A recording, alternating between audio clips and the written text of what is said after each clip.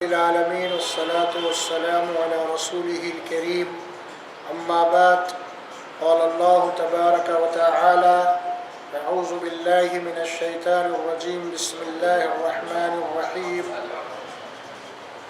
لله ما في السماوات وما في الأرض وإن تبدوا ما في أنفسكم أو تخفوه يحاسبكم به الله فيغفر لمن يشاء ويعذب من يشاء والله على كل شيء قدير آمن الرسول بما أنزل إليه من ربه والمؤمنون كل من آمن بالله وملائكته وكتبه ورسله لا نفرق بين أحد من رسله وقالوا سمعنا وأطعنا غفرانك ربنا وإليك المصير لا يكلف الله نفسا إلا وسعها لها ما كسبت وعليها ما اكتسبت ربنا لا تؤاخذنا إن نسينا أو أخطأنا ربنا ولا تحمل علينا إصرا كما حملته على الذين من قبلنا ربنا ولا تحملنا ما لا طاقة لنا به واعف عنا واغفر لنا وارحمنا أنت مولانا فانصرنا على القوم الكافرين صدق اللہ العظیم۔ محترم معزز بزرگوں اور دوستوں، یہ قرآن مجید کے سورۃ البقرہ کے آخری آیات ہیں۔ اس میں اللہ سبحانہ و تعالی سب سے پہلے اپنی الوہیت توحید کو بتایا، اس کے بعد ایمان مجمل اور اس کی تفصیل اس میں بتائی، پھر ایمان والوں کو دعا سکھائی گئی۔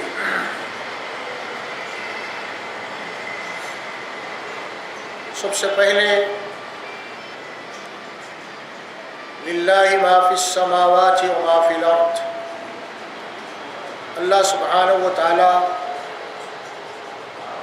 اپنا تعارف، اپنی پہچان بتا رہے ہیں کہ اللہ کون ہے، اس کی جان اور پہچان کے لیے کیا نشانیاں ہیں۔ للہ یہ لام تملیک ہے، اس کے معنی ہوتا ہے کہ للہ ہی، سب کچھ اللہ ہی کا ہے، اللہ ہی کے لیے ہے۔ ما فی السماوات و ما فی الارض، جو کچھ بھی آسمانوں اور زمین میں ہے۔ واللہ علی کل شیء قدیر، اللہ تبارک و تعالی ہر شے کے اوپر قادر ہے، وہ قدرت رکھتا ہے، وہ اختیار رکھتا ہے، قادر کل ہے ہر شے کے اوپر۔ یہاں پہ اللہ تبارک و تعالی پوری کائنات کے متعلق فرمائے کہ اللہ کی ہے، اللہ کے لیے ہے، کیونکہ اس کائنات کا خالق اللہ ہے، اس کائنات کا مالک اللہ ہے۔ ما فی السماوات، آسمانوں میں جو کچھ ہے ہر شے اسی کی ہے، ما فی الارض، اور زمین میں جو کچھ ہے وہ سب اسی کا ہے۔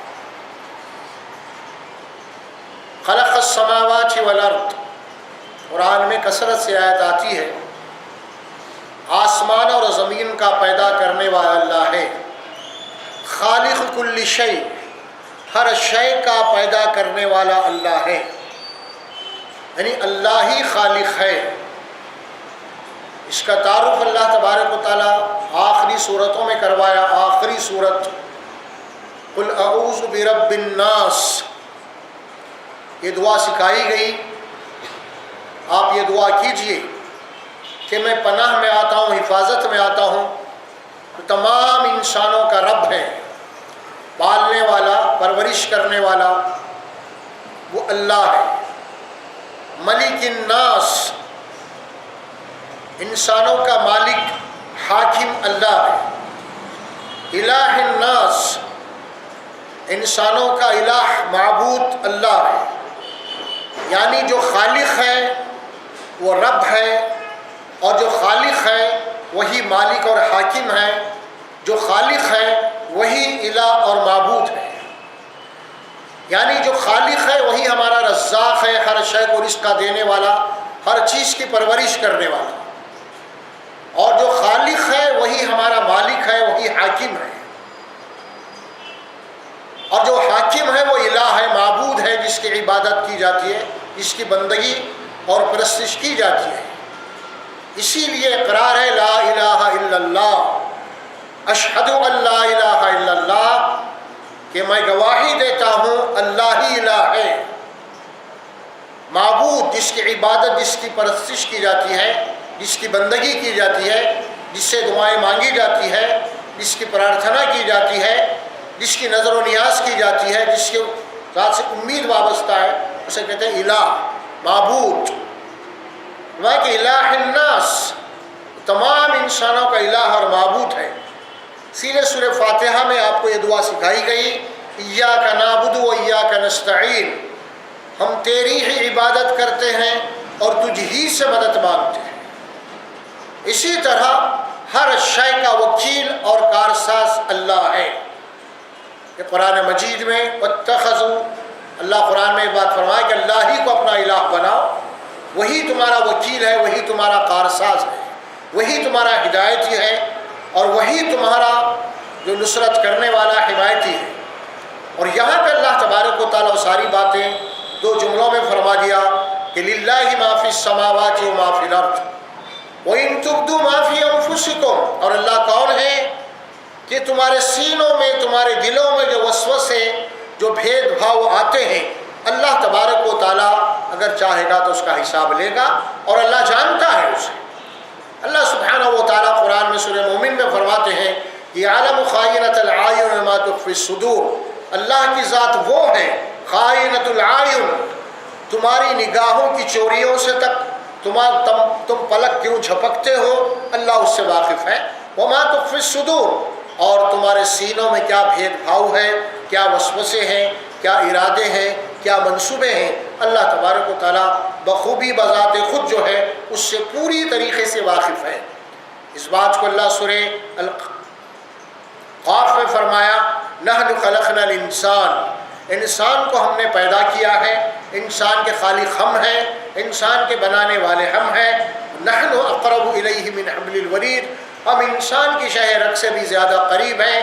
نعلم ما توسوس به نفسہ، ہم اس کے دل میں جو وسوسے آتے ہیں ہم جانتے ہیں۔ یہ اللہ سبحانہ و تعالیٰ قرآن مجید میں بہت ساری مقامات پہ اپنا تعارف کروایا ہے، اور یہاں بھی فرمایا وَإِن تُبْدُوا مَا فِي أَنفُسِكُمْ، اگر تم چھپاؤ گے جو تمہارے دلوں میں ہے، جو تمہارے ظاہر کرو گے، اور وَمَا تُخْفُوا أَوْ تُخْفُوا يُحَاسِبْكُم بِهِ اللَّهُ، یا جو تم تخفو، اخفا سے ہے چھپانا، پردہ ڈالنا، اگر تم کو چھپاؤ گے جو تم تمہارے اپنے دلوں کے اندر ہے، جو تمہارے سینوں میں ہے، جو بھید بھاؤ، اگر چھپاؤ گے تو اللہ فرماتے ہیں یحاسبکم بہ اللہ، اللہ اس کا حساب لینے والا ہے۔ محاسبہ، یہ بڑی اہم بات ہے یہاں جو فرمائی ہے۔ سب سے پہلے اپنا اللہ تعارف کروایا ہے کہ اس کے بعد جو چیز بتائی ہے، ہم نے انسان کو پیدا کر کے نہیں چھوڑ دیا ہے، بلکہ ہم اس کے اوپر پوری طریقے سے نگران ہیں۔ اس بات کو اللہ سورہ قیامہ میں فرماتے ہیں اَيَحْسَبُ الْإِنسَانُ أَن يُتْرَكَ سُدًى، کیا انسان یہ سمجھتا ہے، یا انسان اس غلط فہمی میں مبتلا ہے ہم اس کو پیدا کر کے آزاد چھوڑ دیے ہیں؟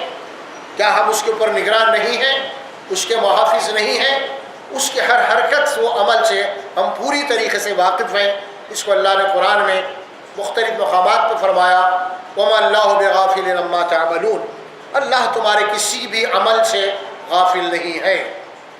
وَاللَّهُ بِمَا تَعْمَلُونَ خَبِيرٌ وَاللَّهُ بِمَا تَعْمَلُونَ بَصِيرٌ، اللہ تبارک و تعالیٰ تمہارے ایک ایک عمل کی خبر رکھتا ہے، تمہارے ایک ایک عمل کو اللہ تبارک و تعالیٰ دیکھ رہا ہے۔ اور یہاں فرمایا اگر اللہ تبارک و تعالیٰ اس کا حساب لینے والا ہے، اور تخفوہ یحاسبکم بہ اللہ، اس کے بعد فیغفر لمن یشاء ویعذب من یشاء۔ اب یہاں پہ ذرا اچھی طریقے سے اس بات کو ذہن میں رکھ لیجئے، قرآن مجید کو اس سے کوئی مفہوم، کوئی عقیدہ، کوئی تصور، کوئی نظریہ اگر آپ کو اخذ کرنا ہے قرآن سے، تو قرآن کے سیاق اور سباق کو جو ہے نا بالکل سامنے رکھنا پڑے گا۔ اب یہاں پہ اوپر کی جو بات بتا دی گئی ہے، اللہ تبارک و تعالیٰ اس کا تمہارا محاسبہ کرنے والا ہے۔ اس کے بعد فرمایا فَيَغْفِرُ لِمَن يَشَاءُ وَيُعَذِّبُ مَن يَشَاءُ، اللہ جسے چاہتا ہے اللہ ان کی مغفرت کرتا ہے، اور اللہ جسے چاہتا ہے اس کے جو ہے عذاب دیتا ہے۔ اب یہ اللہ تبارک و تعالیٰ جو یہاں فرمایا کہ من یشاء، اللہ جس کے متعلق چاہتا ہے، تو اوپر کی آیت سے آپ کو یہ دیکھنا پڑے گا کہ اوپر کی آیت میں اللہ تبارک و تعالیٰ سب سے پہلے اپنا جو قانون بتایا ہے وہ ہے محاسبے کا قانون، یعنی حساب اور کتاب کے بعد اللہ کے بنائے ہوئے قانون کا جو مغفرت ہے، اللہ نے جو قانون بنایا ہے مغفرت کا قوانین، اس کے اصول اور قوانین ہیں انسانوں کی مغفرت کے، ان قوانین کے مطابق اگر جو اللہ کے پاس آئے گا یقیناً اس کی مغفرت کی جائے گی، اور جو اللہ تبارک و تعالیٰ کے عذاب کے قوانین اور اصول کے تحت آئے گا اللہ اس کو عذاب دے گا۔ یہ نہیں کہ یہاں پہ ہم یہ کہہ دیں صرف مجرد اللہ کی مرضی میں جسے چاہے بخش لیں، اللہ کی مرضی، یقیناً اللہ تبارک و تعالیٰ کی مرضی ہے ضرور، اللہ اپنی مرضی سے ہی اپنا قانون بنایا ہے، لہٰذا اب اللہ کی مرضی، اس کا قانون اور اس کے اصول ہیں، اس کے قوانین ہیں، اور اللہ تبارک و تعالیٰ اپنی قوانین اور اپنے اصول کے خلاف کبھی بھی بات نہیں کرتا، یہ اللہ تبارک و تعالیٰ کی شان کے خلاف ہے۔ اللہ قرآن میں بار بار، چونکہ اگلی آیات میں اس کی پوری طریقے سے وضاحت ہو رہی ہے اور وہ آنے والی ہے، چونکہ ہمارے یہاں بہت ساری ایسے نظریات اور خیالات ہیں، ہم چاہتے ہیں، یہ کہتے ہیں کہ بھئی اللہ نقطۂ نواز ہے، اللہ کو کسی کی ادا پسند آ گئی اللہ انہیں بخش دے گا۔ یہ بے تکی باتیں جو ہے آپ جو کہہ رہے ہیں یہ اللہ کی کتاب کے خلاف ہے، اس کے قوانین کے خلاف ہے، ایسا نہیں ہے معاملہ۔ اللہ تبارک و تعالیٰ یقیناً حضور اور ہدایت بتائے ہیں، بنائے ہیں، مغفرت کا قانون بھی ہے، اللہ کے عذاب کا قانون بھی ہے، اس قوانین اور اس کے اصول کے تحت اللہ تبارک و تعالیٰ کل مغفرت کا فیصلہ کرنے والے ہیں۔ یہ بات اللہ تبارک و تعالیٰ قرآن میں بہت سارے مقامات میں بتائی ہے اس بات کو، اور یہاں پہ اللہ نے فرمایا یعذب من یشاء واللہ علی کل شیء قدیر، اور اللہ تبارک و تعالیٰ ہر چیز کے اوپر قدرت رکھتا ہے۔ قدرت کے معنی کہ اللہ تبارک و تعالیٰ کے بنائے ہوئے قوانین کو کوئی چیلنج نہیں کر سکتا، کوئی یہ نہیں کر سکتا کہ اللہ کے بنائے ہوئے قانون مغفرت کو کوئی توڑ نہیں کر سکتا، مضبوط اور اٹل ہے، مضبوط اور اٹل ہے یہ، واللہ علی کل شیء قدیر، اللہ قدرت والا ہے۔ اللہ تبارک و تعالیٰ قرآن مجید میں بات فرماتے ہیں کہ اللہ جو چاہتا ہے وہ کرتا ہے، جو چاہتا ہے، فعال لما یرید، آپ پڑھتے ہیں فعال لما یرید، اللہ تعالیٰ اس کا جو ارادہ ہے وہ کرتا ہے، لیکن اللہ کا ارادہ ظاہر ہے کہ اپنی کتاب میں ظاہر کر دیا ہے، کل کس کی مغفرت ہوگی۔ آپ قرآن مجید میں کثرت سے ان آیات کو پڑھتے ہیں، چنانچہ چھوٹی سی صورت کے میں آپ کو جملے دو بتا رہا ہوں کہ والعصر ان الانسان لفی خسر، اس زمانے کی قسم، انسانوں کی اکثریت خسارے میں ہے، نقصان میں ہے، گھاٹے میں ہے، لیکن اس نقصان سے بچنے والے کون ہیں؟ الا الذین آمنوا وعملوا الصالحات، کیا بات فرمائی؟ جو ایمان لائے اور جنہوں نے ایمان کے تقاضوں کو پورا کیا۔ ایک ہے اللہ کے اوپر ایمان لانا، اس کے معنی اقرار کے ہیں، عہد و اقرار کے ہیں، عہد و اقرار، پھر اس کے بعد وہ آمنو کے بعد وہ عمل الصالحات۔ عمل الصالحات کیا ہے؟ ایمان یہ ہے کہ اللہ پہ ایمان لا لیے ہم، پھر اسی کے اندر اقرار ہو رہا ہے کہ اللہ جو تیری مرضی ہے، جو تیرے احکامات ہیں، اسی کے مطابق حتی الامکان میں زندگی بسر کرنے، زندگی گزارنے کی کوشش کروں گا، اور اس کوشش کا نام، اس کوشش کے اوپر عمل کرنے کا نام وہ عمل الصالحات ہے، جس کو دوسرے الفاظ میں قرآن میں اطیعوا اللہ و اطیعوا رسول کہا گیا ہے، اللہ کی اطاعت کرو، اس کے رسول صلی اللہ علیہ وسلم کی اطاعت کرو۔ یعنی یہاں پہ مغفرت کو اللہ تبارک و تعالیٰ مشروط کر دیا ہے ایمان اور عمل۔ من یشاء میں مشروط ہے اللہ کی مشیت، اللہ کی چاہت مشروط ہے ایمان اور عمل میں۔ اگر کوئی آدمی ایمان لاتا ہے اور نہ عمل کرتا ہے، اللہ تبارک و تعالیٰ کا جو معاملہ مغفرت کا ہے اس سے اللہ تبارک و تعالیٰ کا یہ وعدہ نہیں ہے۔ من یشاء کے اندر یہ بات لائی گئی ہے، اور من یشاء میں جو ایمان نہیں لائے گا، عمل نہیں کرے گا، اس کے لیے وہ یعذب من یشاء، اللہ جسے چاہتا ہے عذاب دیتا ہے۔ تو مطلب یہ ہوا یقیناً اللہ تبارک و تعالیٰ کا یہ ارادہ ہے، اپنی کتاب میں ظاہر کر دیا ہے کہ ان لوگوں کو عذاب دے گا جو اللہ کے باغی ہیں، جو منکرین حق ہیں اور جو نافرمان ہیں۔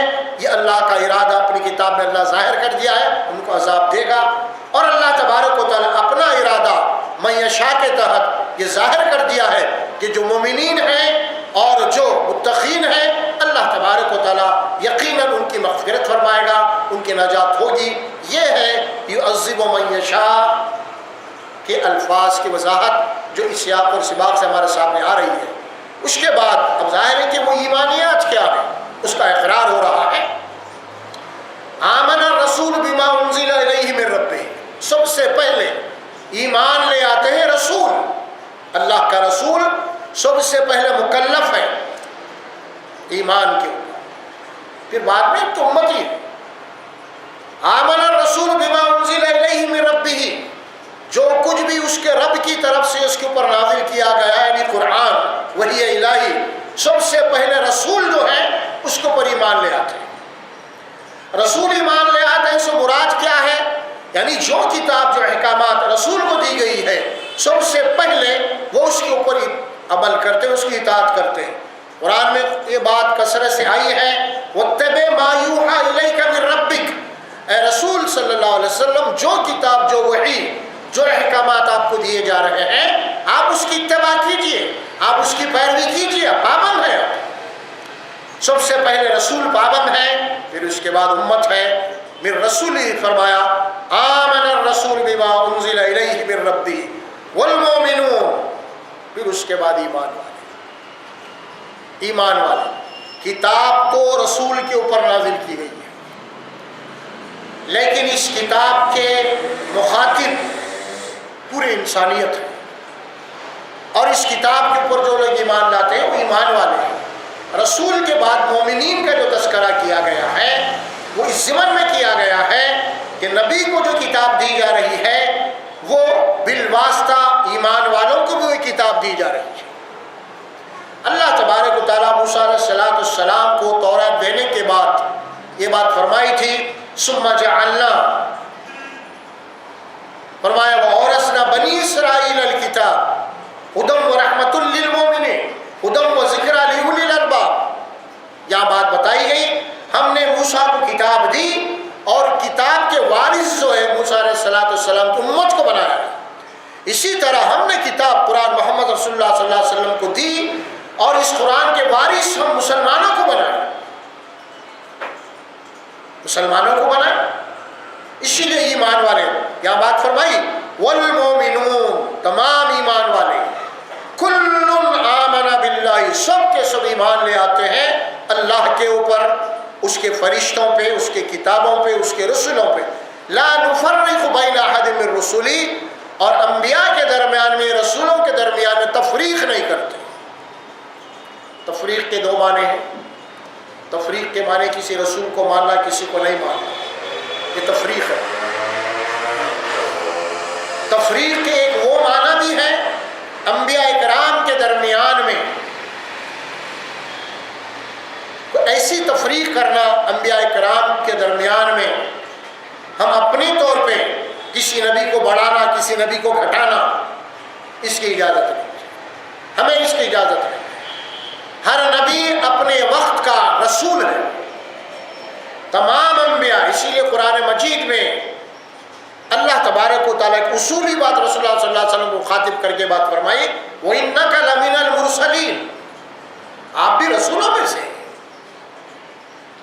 اور سورہ آل عمران میں بات فرمائی وما محمد الا رسول قد خلت من قبلہ الرسل، محمد صلی اللہ علیہ وسلم کیا ہے کہ رسول ہے اور اس سے پہلے بہت سارے رسول آئے اور گزر گئے۔ تو رسولوں کا ایک سلسلہ ہے جو آدم علیہ السلام سے شروع ہوا اور محمد رسول اللہ صلی اللہ علیہ وسلم کی ذات مقدس پہ اس سلسلے نبوت کو اللہ تبارک و تعالیٰ ختم کر دیا۔ آپ رسول اللہ صلی اللہ علیہ وسلم کے بعد کوئی نبی کوئی رسول نہیں ہے، اور ظاہر ہے کوئی بھی اگر اس نظریے کا اگر قائل ہے تو ظاہر ہے کہ اسلام میں جو ہے اس کا مقام کفر کا ہے۔ آخری رسول ہے، قرآن کی نص سے قطعی ہے۔ اللہ سبحانہ و تعالیٰ سورہ احزاب میں فرمائے ہیں ما کان محمد ابا احد من رجالکم ولکن رسول اللہ و خاتم النبیین، محمد صلی اللہ علیہ وسلم تم میں سے کسی مرد کے باپ نہیں ہے اور وہ اللہ کے رسول ہیں، وہ خاتم النبیین، اور نبیوں کے اختتام پہ ختم پہ آپ کے اوپر سلسلے نبوت اور رسالت کو ختم کر دیا گیا اور دین کو آپ کے اوپر مکمل کر دیا گیا۔ الیوم اکملت لکم دینکم واتممت علیکم نعمتی ورضیت لکم الاسلام دینا۔ سورہ مائدہ میں آیت آئی ہے ہم نے آج کے دن دین کو مکمل کر دیا ہے۔ اکملت تکمیل، واتممت نعمتی، اور میری نعمت یعنی قرآن کو پورا کر دیا ہے۔ ورضیت لکم الاسلام دینا، اور میں نے تمہارے لیے دین اسلام کو پسند کیا ہے۔ اللہ کا پسندیدہ دین اسلام ہے۔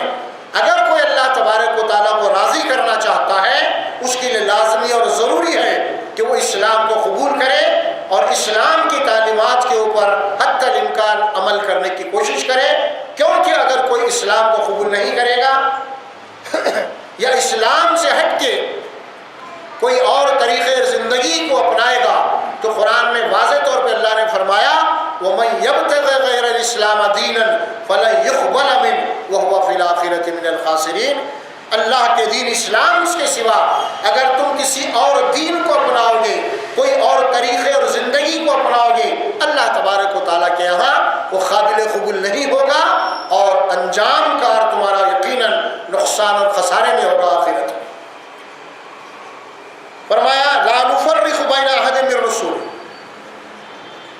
اس کے بعد مومنین، ایمان والے، ان کا حد اقرار کیا ہے اس کو بات بتایا جا رہا ہے۔ ایمان تو لا لیے، اوپر ایمانیات ہیں، اللہ پہ ایمان، آمنت باللہ، فرشتوں پہ ایمان، فرشتے اللہ تبارک و تعالیٰ کی تو مخلوق ہے اور وہ مخلوق ہے جو اللہ تبارک و تعالیٰ صرف اپنی عبادت کے لیے پیدا کیا ہے، اس میں نافرمانی کا کوئی مادہ نہیں ہے۔ وَيَفْعَلُونَ مَا يُؤْمَرُونَ لَا يَعْصُونَ اللَّهَ، اللہ فرماتے ہیں وہی کرتے ہیں جو اللہ کا حکم ہوتا ہے۔ یہ فرشتوں کی خصلت ہے، ان کی پیدائش کے متعلق اللہ نے فرمایا کہ ملائکتی اللہ کی مکمل طور پہ فرما بردار مخلوق وہ ہے فرشتے، اللہ کے ہر کام کرتے ہیں تو صرف اللہ کے حکم کے مطابق کرتے ہیں، انہیں فرشتے کہا جاتا ہے۔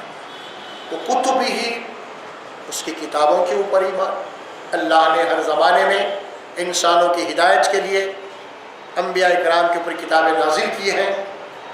4 کتابوں کا ذکر جو قرآن میں آتا ہے، توریت، زبور، انجیل، قرآن، مختلف صحیفے جو پیغمبروں کو دیے، صحف موسیٰ، ابراہیم، وہ کتب ہی وہ رسول ہی، لا نفرق بین احد من رسول،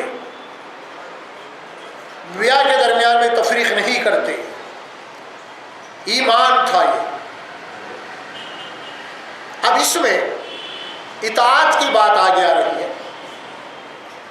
ایمان لانے کے بعد، عہد کرنے کے بعد اب کیا اقرار ہو رہا ہے؟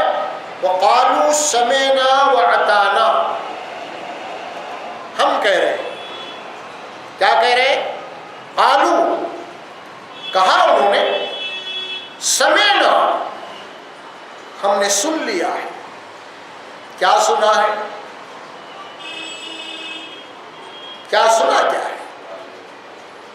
سورہ آل عمران میں آپ کو آئے گی بات، کیا ہے وہاں پہ؟ الذین یذکرون اللہ قیاما وقعودا قعودا وعلى جنوبهم يتفكرون في خلق السماوات والأرض ربنا ما خلقت هذا باطلا سبحانك فقنا عذاب النار سبحانك فقنا عذاب النار ربنا إنك من تدخل النار فقد أخزيته وما للظالمين من أنصار إننا آمنا سمعنا مناديا ينادي أن آمنوا بربكم فآمنا. اے اللہ ایک آواز دینے والی کی آواز کو ہم نے سنا، اس کی آواز یہ تھی کہ اللہ کے اوپر ایمان لے آؤ. فآمنا فاغفر لنا، وہی بات یہاں پہ آ رہی ہے. پھر قالوا سمعنا وقالوا سمعنا، ہم نے سن لیا. سننے کے بعد کیا کریں گے؟ وَأَطَعْنَا، ہم اطاعت کریں گے، ہم عمل کریں گے. جو آپ کا حکم ہے اس کے آگے سر جھکائیں گے. ایسا نہیں کہ صرف زبان سے کہہ رہے ہیں، بلکہ پورے یقین کے ساتھ، پورے دعوے کے ساتھ ہمارا اقرار ہے کہ ہم آپ کی اطاعت کریں گے، فرما برداری کریں گے. آپ کے احکامات کو ہم سنیں گے، سننے کے بعد یقیناً اس کی اطاعت و فرما برداری عمل کریں گے. یہ عہد و اقرار ہے جو اللہ سبحانہ و تعالیٰ یہاں پہ فرمائے وَقَالُوا سَمِعْنَا وَأَطَعْنَا.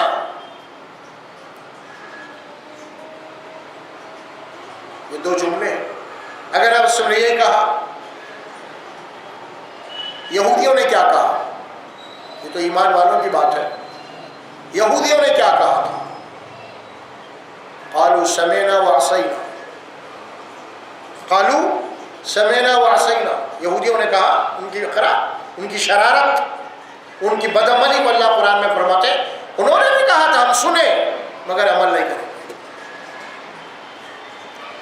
اگر آپ کی بات سننے کی حد تک ہے تو ٹھیک ہے، لیکن آپ بولے یہ مت کرو، وہ چھوڑو، وہ حرام، یہ حرام، یہ سب، یہ نہیں ہو سکتا. ہاں سننے کی حد تک ہے تو ٹھیک ہے، عمل کی بات آئے تو نہیں. یہودیوں نے کہا قالوا سمعنا وعصینا،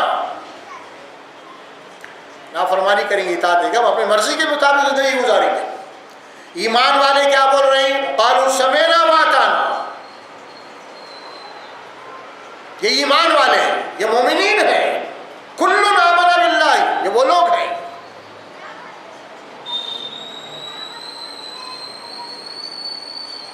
دو جملوں کو رکھ لیجئے سامنے. وقالوا سمعنا واطعنا. سمعنا میں کیا بات ہے؟ جو کتاب جو اپنے رسول کے ذریعے سے دے کے بھیجا ہے اس کے اندر اتنے احکامات ہم سنتے ہیں، ہم اس کی پابند کریں. جس رسول کو تو نے ہمارے لیے بھیجا ہدایت کے لیے، یقیناً ہم اس رسول کے نقش قدم پہ چلیں گے، رسول کی اطاعت کریں گے، اتباع کریں گے، پیروی کریں گے ہم رسول کی، کیونکہ تیرا حکم ہے قرآن میں اطیعوا اللہ واطیعوا الرسول.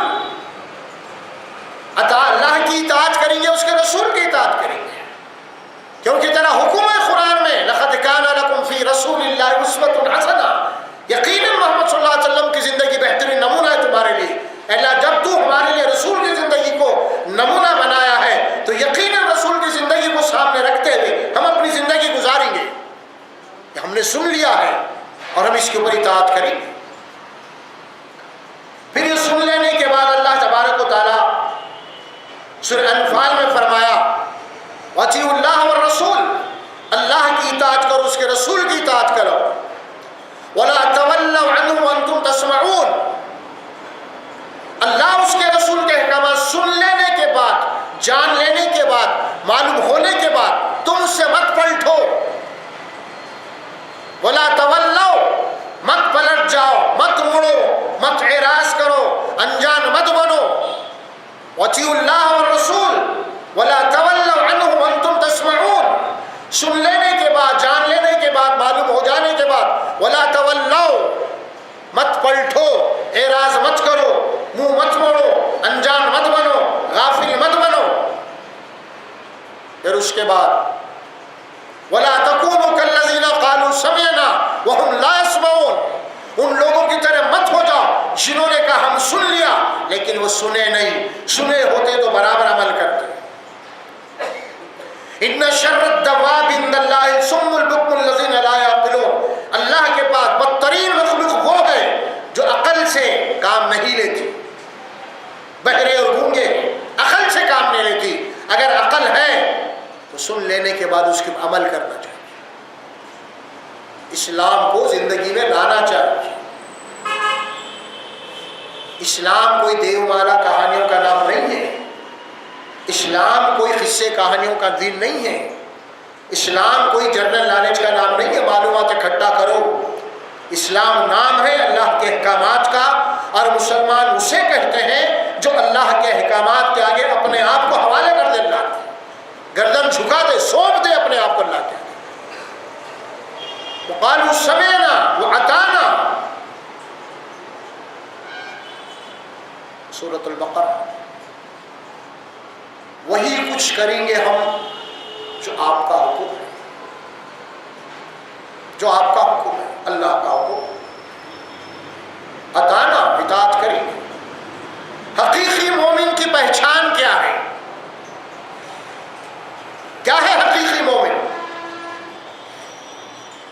سورہ نور میں اللہ فرماتے ہیں انما كان قول المؤمنين اذا دعوا الى الله ورسوله قالوا سمعنا واطعنا واولئك هم المفلحون۔ حقیقی مومن وہ ہے، انما حصر کے کلمات ہیں، انما كان قول المؤمنين، حقیقی مومن کی بات وہ ہے، کیا ہے؟ قول المؤمنین ان یقولوا سمعنا واطعنا، وہ کہتے ہیں اللہ تیرے احکامات ہم سن رہے ہیں اور اطاعت کریں گے۔ وَأُولَٰئِكَ هُمُ الْمُفْلِحُونَ، اور اللہ اپنا فیصلہ سنا رہے ہیں، ایسے ہی لوگوں کے لیے فلاح ہے۔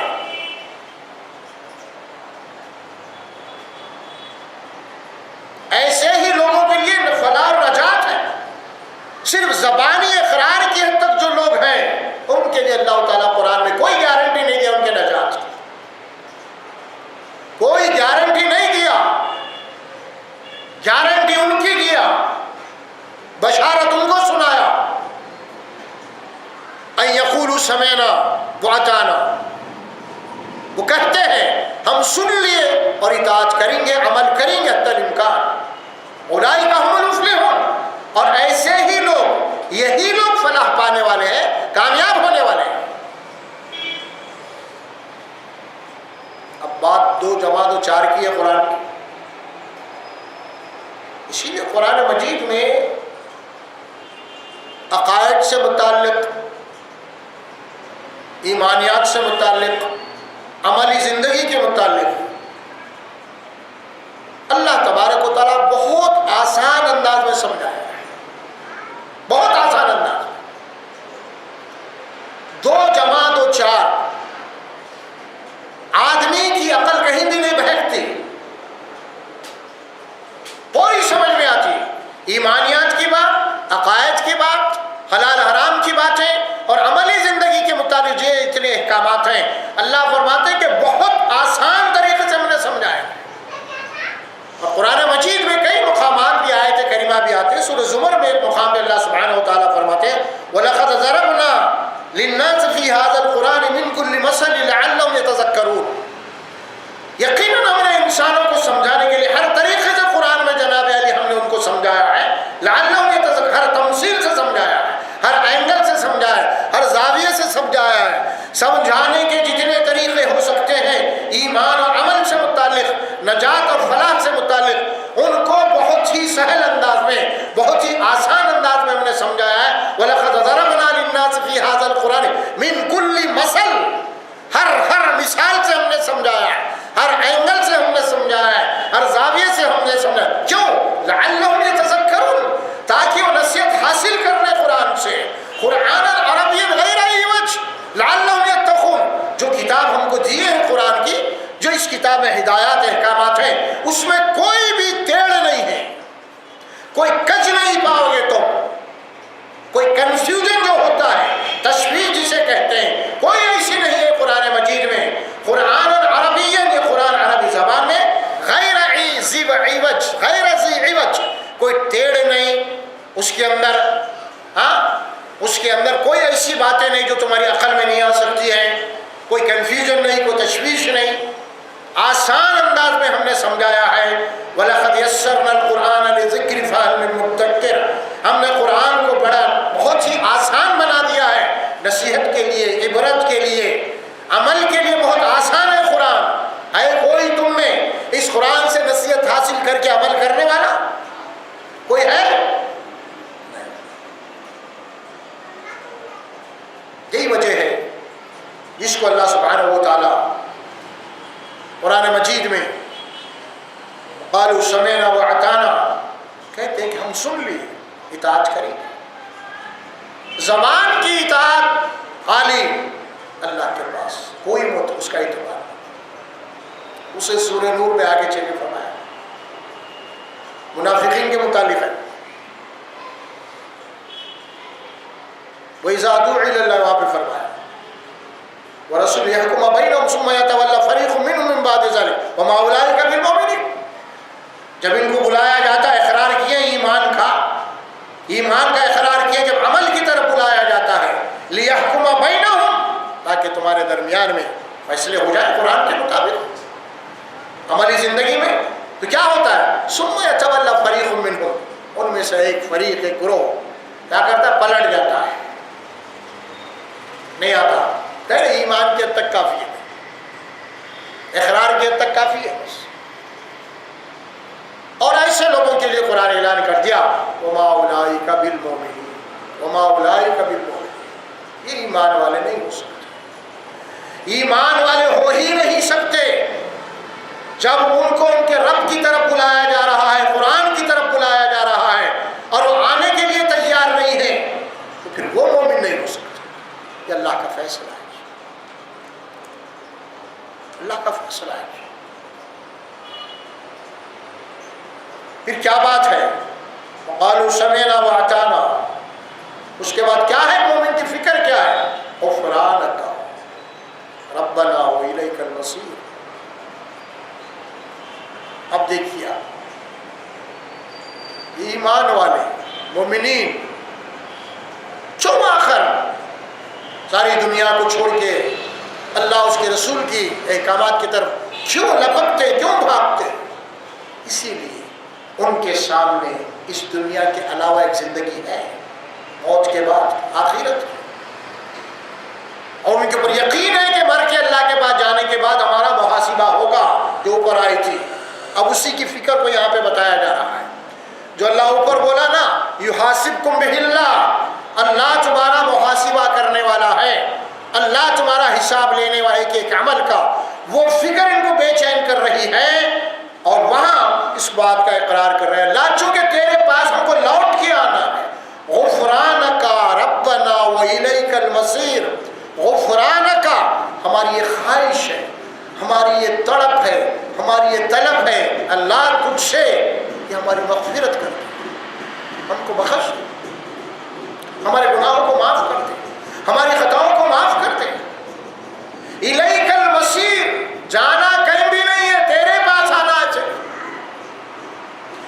مر کے تیرے پاس ہی آنا ہے، کہیں اور جانا نہیں ہے۔ جب تیرے پاس آنا ہے، اگر میں زندگی بھر تجھ کو ناراض کر کے تیرے پاس آؤں گا تو پھر میری تباہی اور بربادی کی کیا بات؟ میری خیریت، میری عافیت اسی میں ہے کہ میں جب تیرے پاس آنے والا ہوں تجھے راضی کر کے آؤں میں، تاکہ میرا کام بچ جائے، میری مغفرت ہو جائے، میری نجات ہو جائے۔ وقالوا سمعنا واطعنا، اس کے بعد جو الفاظ آتے ہیں وہ انسان کی فکر کو بتا رہے ہیں۔ کیا فکر ہے ان کی؟ غفرانک، مغفرت کی فکر ہے، آخرت کی فکر ہے، نجات کی فکر لگی ہوئی ہے۔ یہ دنیا کی زندگی چند دن کی ہے، 60 سال 100 سال کی زندگی ہے، مر کے اللہ کے پاس جانا ہے، اور زندگی کی پوری فائل وہاں پہ کھلنی ہے، اور اللہ تبارک و تعالیٰ یحاسبکم بہ اللہ، اللہ سے ہمارا حساب اور کتاب لینا ہے۔ اللہ تیرے پاس جب واپس آنے والے ہیں، لہذا ہماری التجا ہے تجھ سے، ہماری مغفرت کر۔ ربنا ما خلقت هذا باطلا سبحانك فقنا عذاب النار، سورہ عمران میں اس کائنات کو بے مقصد نہیں بنایا، ایک مقصد ہے اس کا، تو ہم کو بے مقصد نہیں پیدا کر دیا، ایسے ہی ہماری زندگی کا ایک مقصد ہے، اور موت کے بعد یہ ایک زندگی ہے، جب ہم تیرے پاس آنے والے ہیں فقنا عذاب النار، ہم اس دن کو آگ سے بچا لیتے۔ یہ فکر ہے، یہ سوچ ہے، یہ تھنکنگ ہے ان کی. پھر کیا دعا ہے؟ وَلَا تُخْزِنَا يَوْمَ الْقِيَامَةِ، اللہ قیامت کے دن تو ہمیں رسوا مت کر، رسوا اور مایوس مت کر اس دن. پھر اگلی آیت جب آتی ہے اِنَّنَا سَمِعْنَا مُنَادِيًا يُنَادِي أَنْ آمِنُوا بِرَبِّكُمْ فَآمَنَّا رَبَّنَا فَاغْفِرْ لَنَا ذُنُوبَنَا وَكَفِّرْ عَنَّا سَيِّئَاتِنَا وَتَوَفَّنَا مَعَ الْأَبْرَارِ. دیکھیے بات، یہ دعا مومنین کی، یہ دعا اللہ ہماری مغفرت کر دے، ہم سے جو گناہ ہوئے ہیں ان کے پر پردہ ڈال، نظر انداز کر دیں غلطیوں کو. یقیناً ہم گنہگار ہیں، خطا کار ہیں، بہت سے گناہ ہوئے ہیں ہم سے، لہذا تیرے دربار میں ہماری یہ دعا ہے کفر عنا سیئاتنا وتوفنا مع الابرار، اور ہمارا خاتمہ بالخیر کر دے ابرار کے ساتھ، نیک لوگوں کے ساتھ. یہ دعا. اور یہاں بھی وہی بات آ رہی ہے وقالوا سمعنا واطعنا غفرانك ربنا واليك المصير. الیک المصیر، کیا معنی الیک المصیر؟ تیرے پاس واپس، پلٹ کے جانا، لوٹ کے جانا، پھر کے جانا، وہاں جانا، وہاں حساب. اس کی تڑپ ان کے ذہن میں آئے. یہ بات سورہ فرقان کے آخری آیتوں میں بھی آتی ہے. عباد الرحمن کے صفات. کون ہے عباد الرحمن؟ ان کی فکر کیا ہے، ان کی سوچ کیا ہے، کیا غلبہ ہے ان کی فکر کے اوپر، ان کی زندگی کے اوپر، کیا اثرات ہیں ان کی زندگی کے اوپر آخرت کے. عباد الرحمن الذین یمشون علی الارض حولا، رحمان کے پسندیدہ بندے وہ ہیں جو زمین میں چلتے ہیں تو اکڑ کے غراتے ہوئے نہیں چلتے، عاجزی اور انکساری ہوتی ہے ان کی زندگی میں. وَإِذَا خَاطَبَهُمُ الْجَاهِلُونَ قَالُوا سَلَامًا، معاشرے میں، ماحول میں جو جاہل و نادان لوگ ہوتے ہیں ان سے الجھتے نہیں، ان سے بحث مباحثہ نہیں کرتے. قالوا سلاما، سلامتی کی راہ لیتے ہیں. والذین یبیتون لربہم سجدا وقیاما، کون ہے یہ لوگ، ان کے اوصاف کیا ہے؟ والذین یبیتون لربہم سجدا وقیاما، راتوں میں اٹھتے ہیں، راتیں سجدوں میں کاٹتے ہیں، سجدے کرتے ہیں. ایک سجدہ وہ ہوا جو فارملٹی کا ہوتا ہے، رسمی سجدہ، 3 بار سبحان اللہ بولو، 5 بار بولو، اس کے بعد اٹھ جاؤ. کوئی روح نہیں، کوئی تڑپ نہیں، اللہ کی عظمت کی جھلک نہیں ہے اس کے اندر. کس کے آگے سر ٹیکا ہے؟ کون ہے ہستی جس کی تسبیح کر رہا ہے؟ کیا شان اور کیا عظمت ہے اس خالق کائنات کی جس کے آگے ماتھا ٹیکا ہوا ہے؟ احساس نہیں ہے اس کا. سجدے بے ذوق سجدے، اس سجدوں کی کوئی قیمت نہیں اللہ کے پاس. ان سجدوں سے اللہ کا قرب حاصل نہیں کیا جا سکتا جب تک اللہ کی عظمت اس کی زندگی میں نہ جھلکنے لگے اور اپنی انا کو فنا نہ کر دے اللہ کے آگے. میں کچھ نہیں ہوئے، اللہ سبحان ربی الاعلیٰ، میرا رب اعلیٰ و عرفہ ہے، ہر نقص عیب ہر کمزوری سے پاک ہے، اس کے آگے میرا ماتھا ٹکا ہوا ہے. میری کوئی حقیقت نہیں ہے، میری کوئی چیز نہیں ہے، سب کچھ تیری عطا ہے، تو دیا ہوا ہے. سبحان ربی الاعلیٰ، سبحان ربی العظیم. والذین یبیتون لربہم سجدا وقیاما، قیام اور سجدوں میں ان کی راتیں کرتے ہیں. کیا دعائیں کرتے ہیں اللہ تبارک و تعالیٰ سے؟ ربنا اصرف عنا عذاب جہنم، اے اللہ عذاب جہنم کو ہم سے پھیر دے، اس عذاب کو ہم سے ہٹا دے، دور رکھ. ان عذابها کان غراما، میرا عذاب جو ہے لپٹ جانے والا ہے، چمٹ جانے والا ہے، چھوڑنے والا نہیں۔ انہا ساعات مستقرا و مقاما، عارضی اور ادنا طور پہ بھی عملی طور پہ بہت برا ہے وہ ٹھکانا۔ قالوا سمعنا وأطعنا غفرانك ربنا وإليك المصير۔ کیا ہوا؟ خالی مر گئے تو خبر پہ پڑھ رہے آئے تھے جا کے ٹھہر کے، اس کے لیے زندوں کے لیے کیا کرنا چاہیے، مرنے کے بعد یہ آیتیں پڑھ رہے کیا شعور ہے، کیا بات بتائی ہے اس کے اندر؟ قالوا سمعنا وأطعنا غفرانک، بخش دے، مغفرت کر دے ہماری۔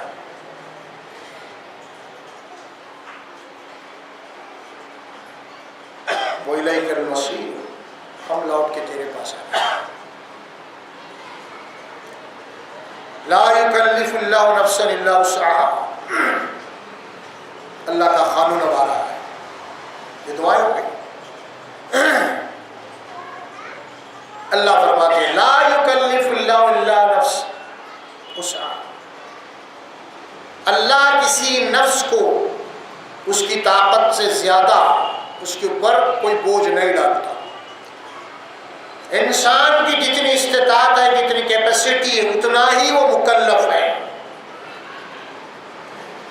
انسان کے بس میں جتنا ہے اتنا ہی اللہ کے پاس وہ مسئول ہے، پوچھا جانے والا۔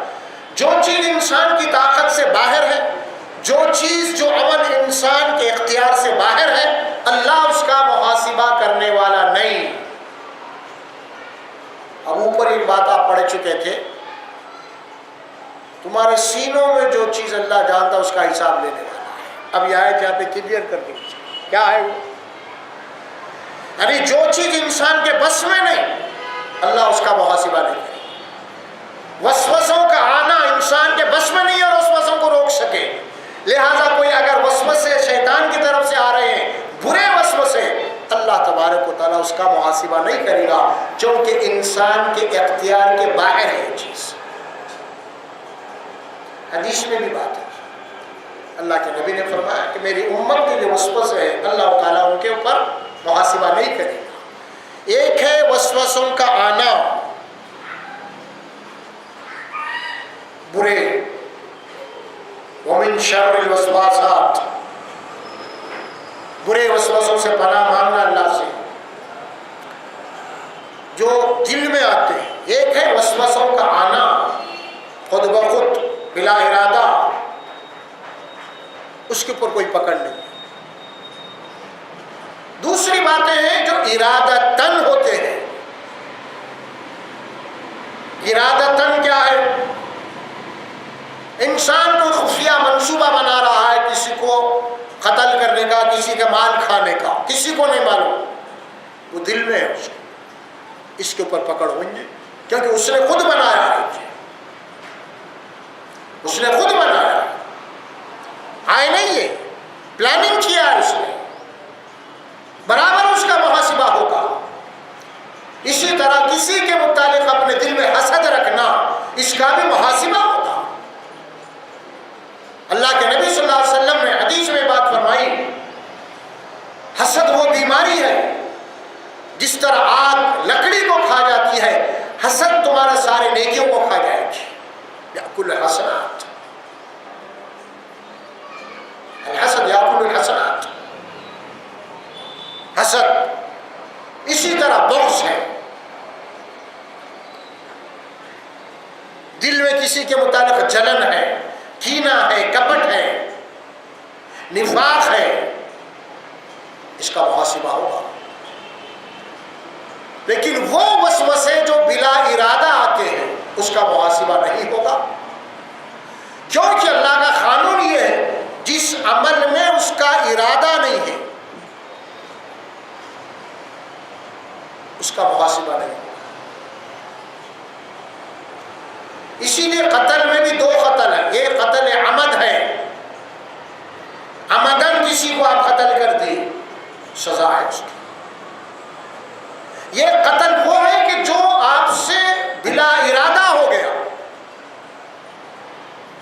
بلا ارادہ۔ چنانچہ جنگ احد میں ایک صحابی کا دوسرے صحابی سے قتل ہو گیا، معلوم نہیں تھا، افراتفری پھیلی ہوئی تھی، ان کے زد میں آ گئے، اس کا قتل عمد، اسی لیے قرآن میں جو آیت آتی ہے سورہ مائدہ میں وَمَنْ يَقْتُلْ مُؤْمِنًا مُتَعَمِّدًا فَجَزَاؤُهُ جَهَنَّمُ، کوئی ایمان والا کسی دوسرے ایمان والوں کو عمدن قتل کرتا ہے تو اس کا ٹھکانہ جہنم ہے۔ عمدن، جس عمل میں انسان کا ارادہ نہیں ہے، اس کا عزم نہیں ہے، اس کے اوپر اس کے گرفت نہیں ہے۔ اسی لیے مشہور حدیث جو ہے وہ انما الاعمال بالنیات، تمام اعمال کا دار و مدار ان کی نیتوں کے اوپر ہے۔ اور یہ آیت فرمائی لا یکلف اللہ نفسا الا وسعها، کسی بھی نفس کے اوپر اللہ تبارک و تعالیٰ اس کو اتنا ہی مکلف کرتا ہے، اتنی ہی بوجھ ڈالتا ہے، اتنا ہی حکم دیتا ہے جتنا کہ وہ کر سکتا ہے۔ انصاف و عدل کا بھی تقاضا یہی ہے۔ اسی لیے شریعت کا، اسلام کا، دین کا تعلق پورا عقل سے تعلق ہے۔ اسی لیے قرآن کہتا بار بار افلا یعقلون تعقلون تتفکرون، اسلام دین کا تعلق انسان کی عقل اور شعور سے ہے۔ اسی لیے وہ مکلف ہے جو باشعور ہے، جو عقل والا ہے۔ اسی لیے شریعت کا مکلف بچہ نہیں ہوتا، چھوٹا بچہ، کیونکہ ابھی اس کے اندر عقل نہیں آئی، شعور نہیں آیا، وہ مکلف نہیں ہے۔ مکلف وہ ہے جو باعقل ہو، باسمجھ ہو، باشعور ہو۔ عقل لا یکلف اللہ نفسا الا وسعها۔ اب آگے جو بات آ رہی ہے لہا ما کسبت، کسبت عمل، کسب، کسب کے معنی محنت، محنت مشقت کرتا آدمی، اس سے جو چیز حاصل ہوتی ہے اس کو، اسے کہتے ہیں کسب۔ اور دوسرے عمل، اور یہاں کسب فرمایا لہا ما کسبت، آدمی کو کل وہی کچھ ملے گا جو انسان دنیا میں محنت کر کے آیا ہے، محنت کیا ہے، کسب، اچھا عمل کیا ہے، اس کی اچھی محنت ہے، اچھی کوششیں ہیں، نیک ہے، صالح ہے، انسان کو وہی کچھ عمل کا بدلہ ملنے والا ہے۔ کسبت لہا ما کسبت، جو بھی اس کے اچھے اعمال ہیں، اچھے کیریکٹر ہیں، اچھی محنتیں ہیں، اس کا بدلہ اس کو ملنے والا ہے۔ دوسری بات ہے وہ علیہا مکتسبت، علیہا یہ برائی کے لیے آتا ہے، لہا ما کسبت اچھے اعمال کے لیے آتا ہے۔ جب علا لگ جاتا ہے تو اس کے اوپر برائی کے معنی پیدا ہوتے ہیں۔ لہا ما کسبت وعلیہا مکتسبت، اگر وہ کوئی برا عمل کیا ہے تو اس کا ذمہ دار وہ خود ہوگا۔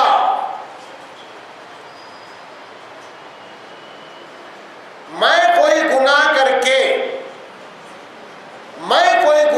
کے غلطی کر کے میرے گناہ کا بدلہ میں فرعون کے نام اعمال میں نہیں منتقل کر سکتا، سمجھے؟ میرا عمل میرے لیے، میری برائی میرے لیے۔ اسی طرح میں کوئی اچھا عمل کر کے کسی اور کو اعمال میں منتقل نہیں کر سکتا۔ یہ قرآن کا مستقل عنوان ہے اور اصول ہے۔ اس بات کو بڑے اچھے انداز میں سورہ نجم میں فرمایا گیا وَأَن لَيْسَ لِلْإِنسَانِ إِلَّا مَا سَعَىٰ وَأَنَّ سَعْيَهُ سَوْفَ يُرَىٰ۔ انسان کو کل وہی کچھ ملنے والا جو دنیا میں کوشش کر کے گیا ہے، یعنی جس عمل میں انسان کا ارادہ، انسان کی کوشش، انسان کا عمل نہیں ہے، اس کا اجر، اس کے ثواب کا وہ مستحق نہیں ہو سکتا۔ یہ اللہ کا بنایا ہوا اصول ہے قرآن میں۔ لہا ما کسبت وعلیہا ما اکتسبت وان لیس للانسان الا ما سعی۔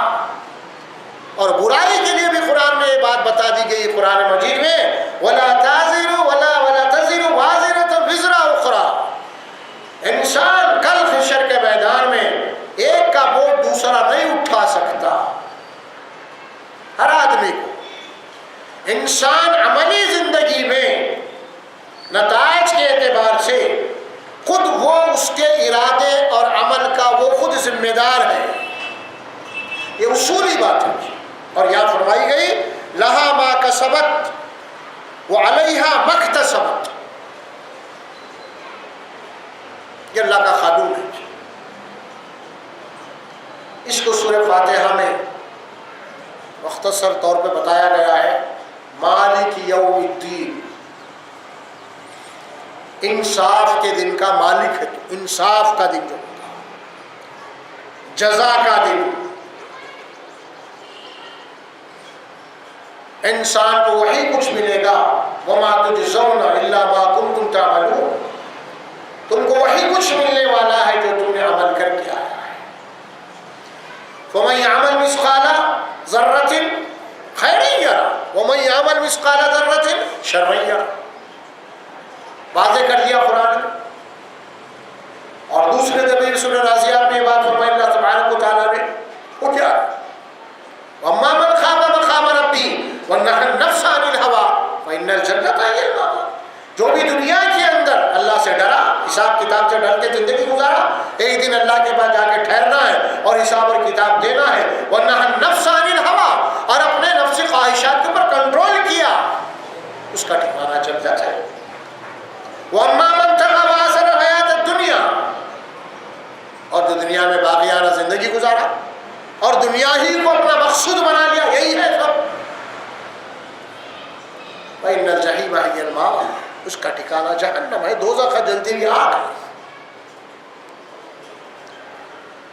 لہا ما کسبت وعلیہا ما اکتسبت، پھر اس کے بعد دعا، ربنا لا تؤاخذنا ان نسینا او اخطانا۔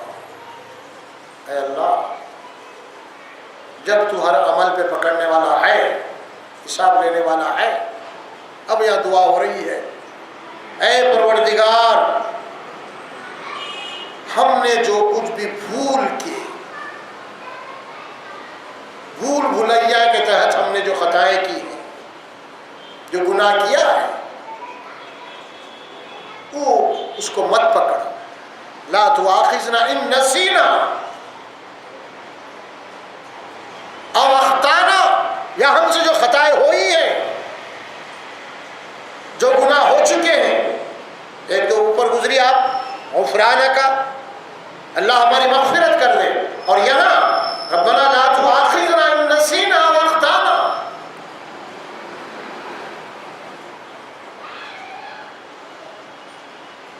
دیکھیے یہ دعائیں جو ہیں بے شعوری طور پہ نہیں نکلتے الفاظ، شعور۔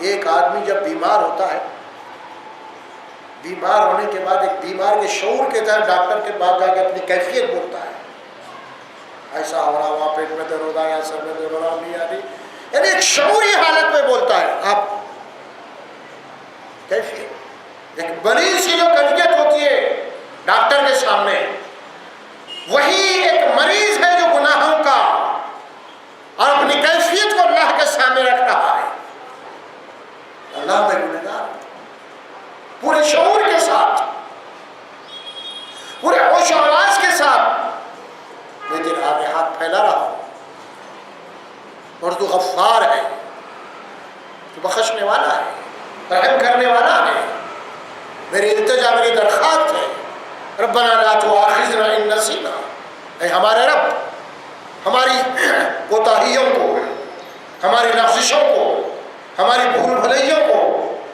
گرفت مت کر، مت پکڑ، شعور کے ساتھ۔ اور آج ہماری جتنی بھی توبہ ہے بے شعوری توبہ ہے. لوگ بولتے یہ پڑھ لو تمہاری توبہ قبول ہو، خالی پڑھ لو، شعور نہیں. بے شعور. توبہ کے معنی کیا ہے؟ حدیث میں التوبۃ الندامہ. توبہ کے معنی آدمی نادم ہونا، پشیمان ہونا، پریشان ہونا، اعتراف کرنا. یہ توبہ ہے. نہ تو پشیمان ہے، نہ تو پریشان ہے، نہ تو نادم ہے. بس چند کلمات ہیں جو ہم بطور وظیفے کے ورد کے طور پہ پڑھ لے رہے ہیں اور وہ پڑھ کے رکھتے کہ پھر کل سے پھر بعد میں وہی کام کرنا ہے. کیا بات ہے؟ کیا ہے توبہ؟ توبہ کے معنی انسان کی زندگی میں ایک انقلاب آنا ہے. توبہ کے لفظی معنی تو پلٹنے کے آتے ہیں، رجوع ہونے کے آتے ہیں، انابت اللہ کے آتے ہیں. پلٹنا، توبہ کر کے آدمی پلٹتا ہے گناہوں سے نیکی کی طرف. اور اللہ کے لیے جب توبہ کا لفظ آتا ہے، بے شک اللہ توبہ قبول کرنے والا ہے، اس کے معنی کہ اللہ تبارک و تعالیٰ جب توبہ قبول کرتا ہے تو اپنے غضب سے رحمت کی طرف پلٹتا ہے. جب تک گناہ کر رہا تھا، نافرمان تھا، اللہ کا غضب، اللہ کی صفت غاضب تھی اس کے اوپر، غضبناک تھی. جب توبہ کرتا ہے تو اللہ تعالیٰ پلٹتا ہے اپنی غضب کی صفت سے رحمت کی صفت کی طرف. توبہ.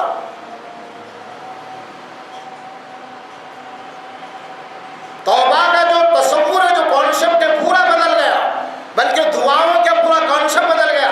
ہم کو یہ بتا دیا گیا ہے کہ یہ دعا پڑھ لے یہ ہو جائے گا، وہ دعا پڑھ لے. ارے صاحب، دعا کے اندر ہے کیا چیز؟ اس کے اندر وہ کیا چیز ہے آپ کو دل سے نکالنا ہے. زبان سے ورد کرنا، وظیفہ پڑھنے کا نام توبہ نہیں ہے. توبہ نام ہے کہ نادم ہونا، پشیمان ہونا، اعتراف کرنا، واقعی میں تیرا گنہگار ہوں میں. ربنا لا تؤاخذنا لا تؤاخذنا، مت پکڑ.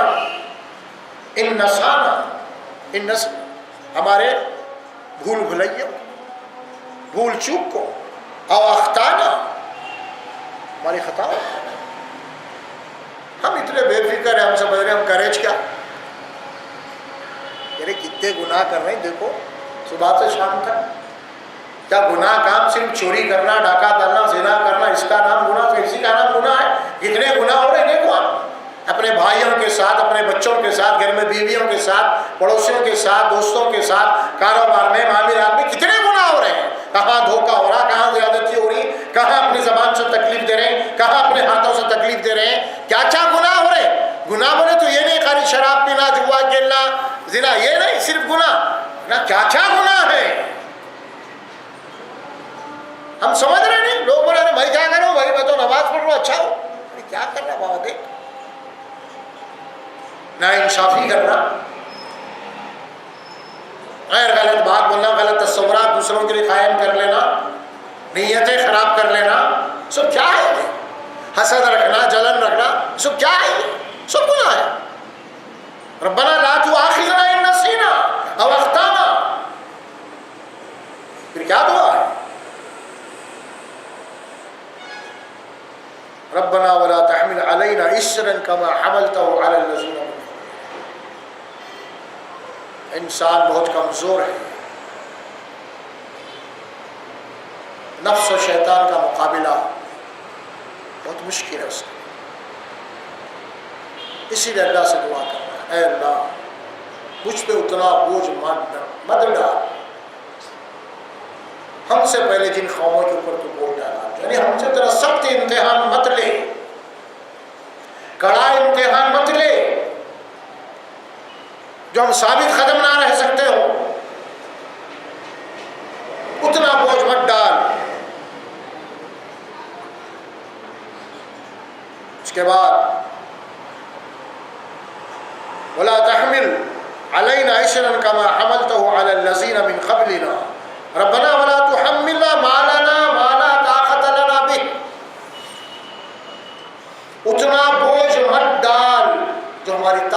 سے زیادہ ہے. اللہ خود دعا سکھا رہے ہیں. جی معمولی بات ہے. جو ہماری طاقت ہے، جو کیپیسٹی، اس سے زیادہ موجود بندہ جو ہم اٹھا نہ سکتے ہو. پھر واعف عنا، معاف کر دے.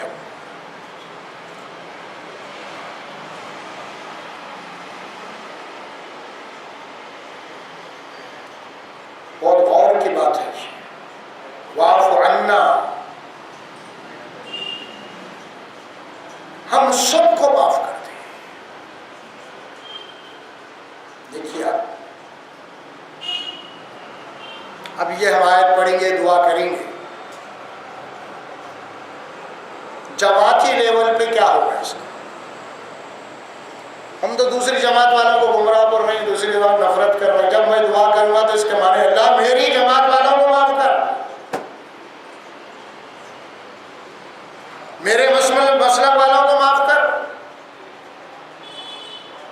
نہیں، سارے مسلمانوں کو معاف کر، پورے مومنین کو معاف کر دے. تجھ پہ ایمان رکھتے ہیں اللہ.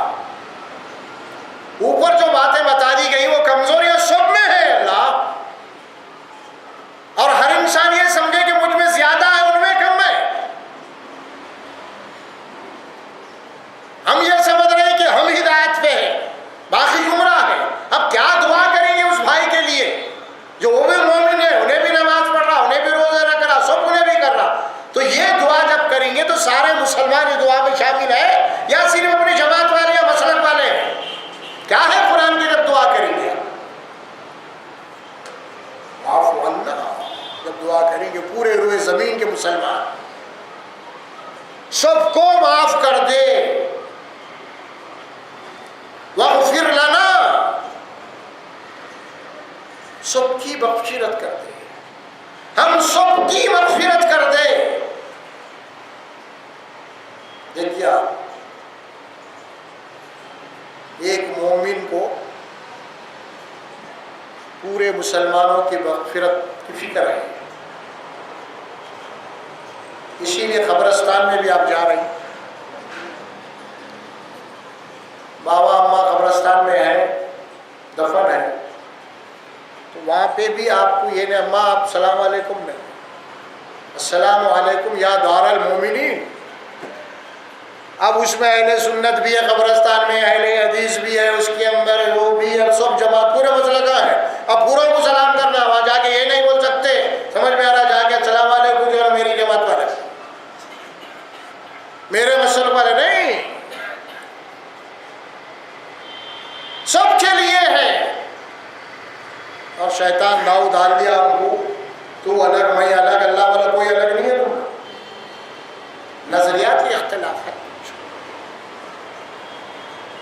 قرآن اور حدیث کی تعبیرات میں اختلاف ہے، اصول اور بنیاد میں کوئی اختلاف نہیں. سب کا قبلہ ایک، سب کا کلمہ ایک، سب کی کتاب ایک، سب کے جناب یعنی نمازیں ایک، سب رکھی ہے. اس میں کہیں کوئی اختلاف، سب کی اذان ایک. اختلاف ہے، اختلاف رائے میں اختلاف ہے، تعبیرات میں اختلاف ہے، اصولیات دین کے جو اصول اور قوانین ہیں اس میں اختلاف نہیں ہے. اور یہ اختلاف کو بنیاد بنا کے امت کے اندر انتشار پیدا کر کے نفرت کا ماحول نہیں پیدا کرنا ہے، محبت کا ماحول پیدا کرنا ہے. اور محبت کا ماحول تمام مسلمانوں سے ہوگا تو یہ دعا سب کے لیے نکلے گی. واعف عنا، ہم سب کو معاف کر دیں. واغفر لنا، ہم سب کی مغفرت کر دیں. ورحمنا، ہم سب کے اوپر رحم کر. اب یہاں معاملہ الٹا ہے، سب پہ رحم کرو کر رہے ہیں. اختلافی جماعتی مسلکوں کا یہ ہے، کوئی مر گیا اپنے مخالف مسلک والا تو ارے اچھا ہوا مر گیا، سب کوئی پریشان، کوئی مصیبت میں ہے، دوسری جگہ ارے اچھا ہے بیٹا بہت پکار رہا تھا. ورحمنا، ہم سب پہ رحم کر. پوری امت اسلام میں کوئی گنجائش نہیں ہے افراط، اختلافات کو بنیاد بنا کے تو الگ میں الگ بولنے کی۔ عمل سے لے کے دعا تک تمام مسلمانوں کے لیے مشترک قرار دے دیا گیا، دعا تک۔ کیسے ہونا؟ واعف عنا واغفر لنا وارحمنا انت مولانا فانصرنا علی القوم الکافرین۔ اے اللہ انت مولانا، تو ہمارا مولا ہے، تو ہمارا کارساز ہے، تو ہمارا حمایتی ہے، تو ہمارا مددگار ہے۔ انت مولانا، ہم سب کا، پھر وہی سب کا مولانا، ہم سب کا، ہم سب کا مولا۔ وہ کتنے بھی مسئلہ کار ہیں تو مسلمانوں کے، کتنے بھی جواب، سب کا مولانا ایک اللہ ہے۔ فانصرنا، ہماری مدد کر، علی القوم الکافرین، کافروں کے مقابلے۔ کافر کون؟ جو اللہ کے شرعی احکامات کو جھٹلاتا ہو، نہیں مانتا، شرعی احکامات جو ہیں قرآن کے نہیں مانتا، کافر۔ اب ہم کیا کر رہے ہیں؟ مسلمان آپس میں اختلاف کر کے، عقیدے کے اختلاف، ایک جماعت دوسری جماعت کو کافر بول رہے ہیں، کفر کے فتوے آپس میں مسلمانوں کو لگ رہے ہیں۔ جب کفر کے فتوے آپس میں لگ رہے ہیں مسلمانوں کو، انت مولانا فانصرنا علی القوم الکافرین، جب دعا کر رہے ہیں تو دوسرے مسلمان جماعت کے لیے دعا کر رہا ہے انہیں، اللہ ان کافروں کے مقابلے میں ہماری مدد کر۔ اب وہ کافر آ گئے اصل بت پرست جو تھے، اب یہ مسئلے کی کفر بڑھ گیا، جماعتی کفر آ گیا، ان پہ دعا ہو رہی ہے۔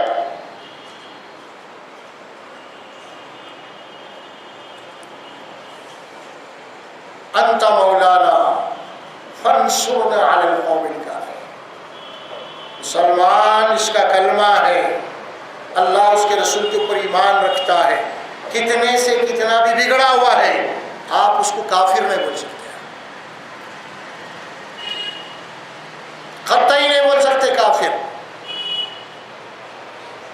اختلافی مسائل میں اختلاف ہوگا، غلط راہ پہ ہوگا، گمراہی میں ہوگا، کافر نہیں بول سکتے۔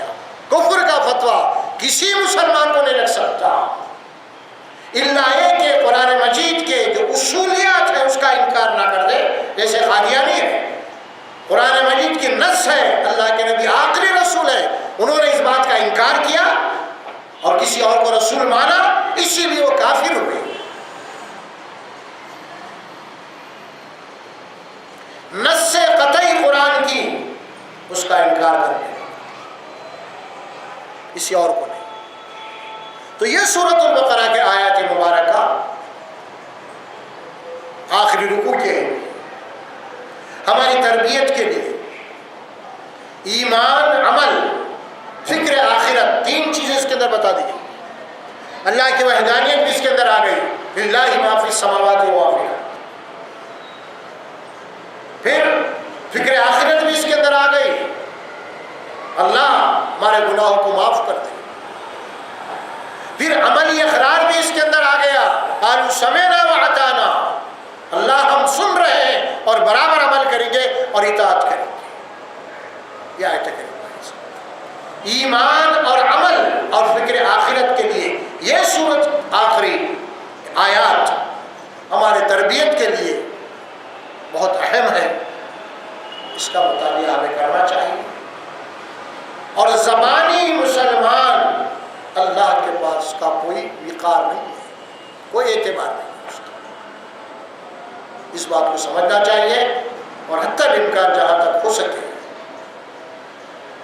اللہ تبارک و تعالیٰ سے دعا کرتے ہوئے، اللہ سے توفیق مانگتے ہوئے اپنی اصلاح کرنا۔ جیسے یہاں دعائیں آ رہی ہے، توفیق دے، ثابت قدم رکھ، دعائیں کرتے ہوئے فکر آخرت ذہن و دماغ میں رہنا۔ انشاءاللہ ان آیات کے تحت یہ موضوع ختم ہو رہا ہے۔ بارک اللہ لی ولکم فی القرآن العظیم ونفعنا وإياكم بالآیات والذکر الحکیم برحمتک یا ارحم الراحمین۔